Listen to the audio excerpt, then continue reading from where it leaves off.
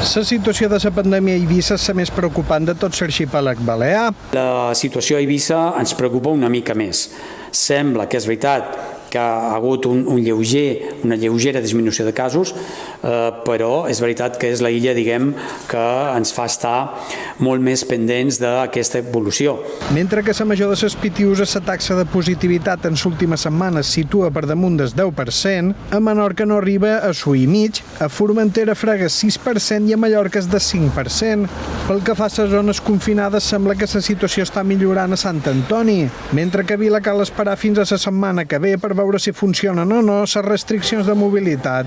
Per exemple, casos que hagin hagut a la darrera setmana a Sant Antoni, tenim 19 casos nous, d'acord, en la darrera setmana. Per tant, sembla que sí que, almenys concretament a Sant Antoni, pensem que Sant Antoni és una zona probablement de més fàcil, com diria jo, de més fàcil intervenció, potser per al nivell de mobilitat.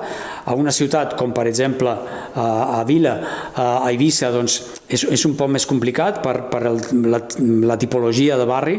Quant a l'escribratge de 3 carrers a la ciutat d'Eivissa, que només ha arribat en el 16% de la població potencial, Narranza hi veu alguns factors a tenir en compte. Un d'ells que s'apunta és que les persones que pensen que donaran positiu no volen estar. El tema de la quarantena, el tema de l'aïllament és un problema important a nivell econòmic, personal. Per tant, de vegades dius, mira, no me faig cap prova, estic fora de l'àrea i jo vaig fent la meva vida.